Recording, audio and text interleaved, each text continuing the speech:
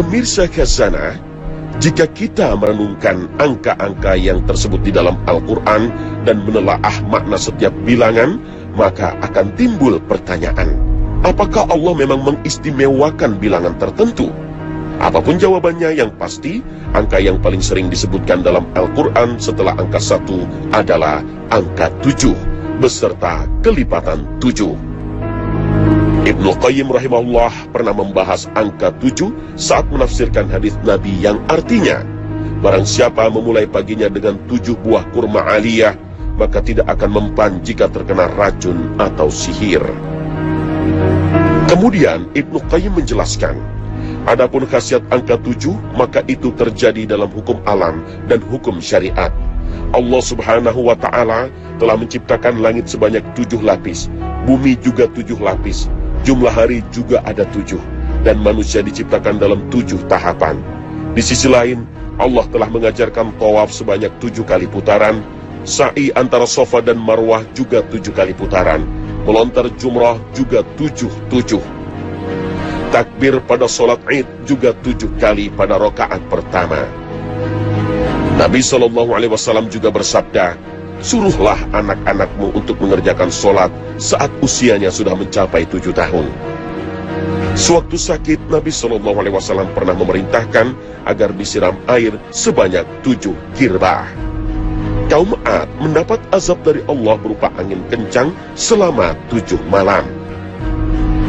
Nabi SAW pernah berdoa agar menimpakan 7 tahun paceklik sebagaimana tahun Nabi Yusuf kepada salah satu kabilah. Allah pernah mengibaratkan pelipat gandaan sedekah dengan sebutir biji gandum yang tumbuh menjadi 7 tangkai, dan setiap tangkai terdiri dari 100 biji. Tangkai-tangkai gandum yang dilihat oleh umat Nabi Yusuf dalam mimpi berjumlah 7. Jumlah tahun untuk menanam juga 7. Dan akan masuk surga dari umat ini sebanyak 70.000 orang tanpa hisab. Ibnu Qayyim kemudian menjelaskan, tidak diragukan bahwa angka ini memiliki khasiat tersendiri yang tidak dimiliki oleh angka lain. Angka 7 sudah menghimpun semua jenis angka dan sifat-sifatnya. Angka ada yang ganjil dan ada yang genap. Sedang angka ganjil ada yang pertama dan ada yang kedua. Sementara semua ini tidak terhimpun pada angka di bawah angka 7. Meski demikian, hanya Allah subhanahu wa ta'ala yang lebih tahu tentang hikmah sebenarnya dari pengkhususan angka 7, baik dalam takdir maupun ajarannya.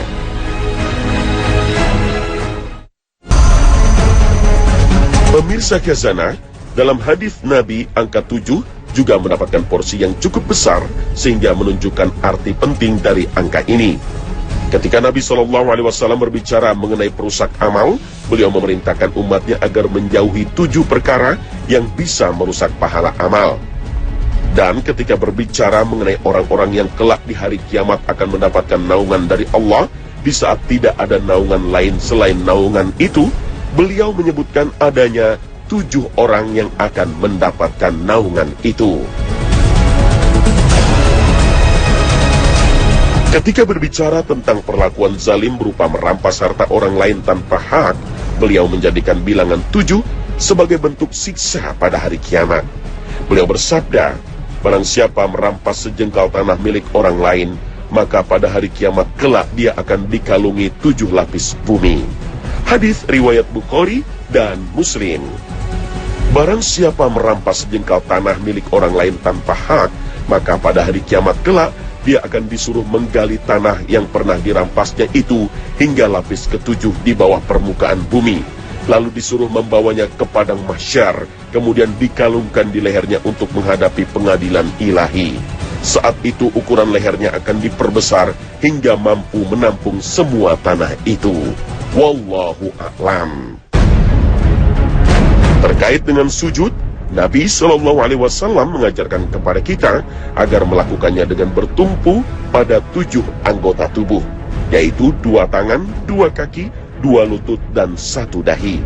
Sehingga tidak akan sah sholat seseorang jika sujudnya tidak bertumpu pada 7 anggota badan itu.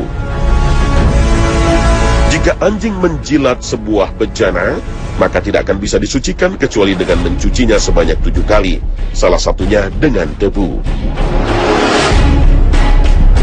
Ketika ada seseorang yang menghadap Nabi SAW untuk menanyakan berapa lama dia sebaiknya menghatamkan Al-Quran, Rasulullah SAW menyarankan agar menghatamkan Al-Quran dalam 7 hari dan tidak boleh kurang dari itu.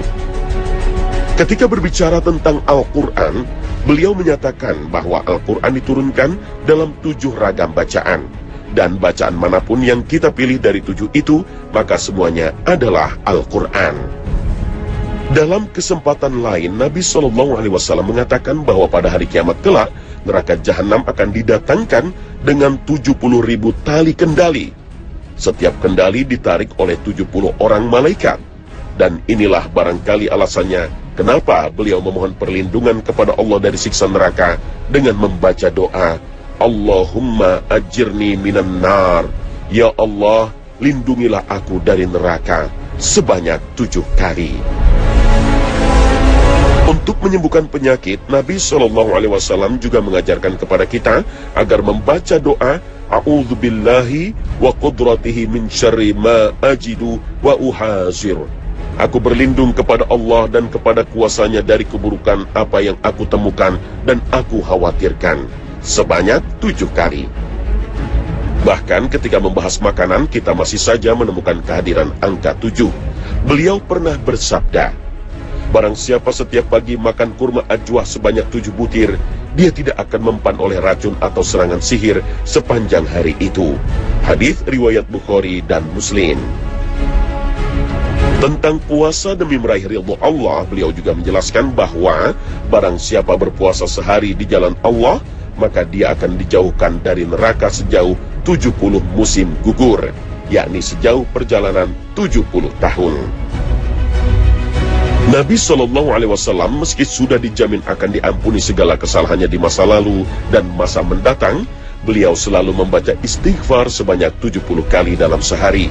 Dan ketika beliau ditanya tentang itu, beliau menjawab, apakah aku tidak suka menjadi hamba yang pandai bersyukur? Suatu ketika beliau juga bersabda bahwa amalan Bani Adam akan dilipat gandakan. Setiap amal akan dilipat gandakan menjadi 10 kali hingga 700 kali. Lalu untuk menghilangkan beban pikiran, perasaan galau, rasa sedih, dan yang semisalnya, Nabi SAW biasa membaca ayat Hasbiyallahu la ilaha illahu alaihi tawakkaltu wa huwa rabbul arshil azim. At-Taubah ayat 129 sebanyak 7 kali. Demikianlah kita melihat bahwa angka 7 adalah angka yang paling istimewa dalam hadis-hadis Nabi SAW. Nabi SAW telah menyebutkan angka 7 secara khusus, bukan angka lain, karena memang memiliki arti penting. Angka 7 adalah angka yang paling sering disebutkan dalam hadis Nabi SAW. Angka 7 adalah angka yang paling sering disebutkan dalam Al-Quran setelah angka 1. Angka 7 adalah angka yang paling sering muncul dalam sistem alam raya. Kita semua tahu bahwa haji adalah rukun Islam kelima. Orang mukmin yang menunaikan ibadah ini akan tawaf mengelilingi Ka'bah sebanyak 7 putaran, dan sa'i antara Bukit Safa dan Bukit Marwah juga sebanyak 7 putaran. Saat melontar jumrah, beliau juga melontar 7 kerikil. Dalam ayat yang berbicara mengenai haji dan umrah juga disebutkan angka 7. Allah berfirman, apabila kamu dalam keadaan aman, maka barang siapa mengerjakan umrah sebelum haji, dia wajib menyembelih hadyu yang mudah didapat. Tetapi jika dia tidak mendapatkannya, maka dia wajib berpuasa 3 hari dalam musim haji dan 7 hari setelah kamu kembali. Itu seluruhnya 10 hari. Al-Quran Surah Al-Baqarah ayat 196.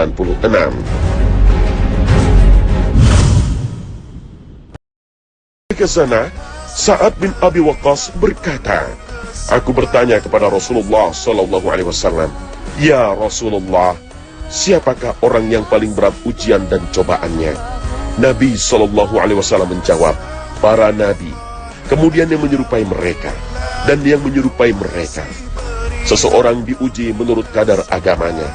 Kalau agamanya tipis, lemah, dia diuji sesuai dengan itu, ringan. Dan bila imannya kokoh, dia diuji sesuai itu, keras. Seorang diuji terus-menerus sehingga dia berjalan di muka bumi bersih dari dosa-dosa. Hadis riwayat Bukhari. Terima kasih atas perhatian Anda. Wassalamualaikum warahmatullahi wabarakatuh.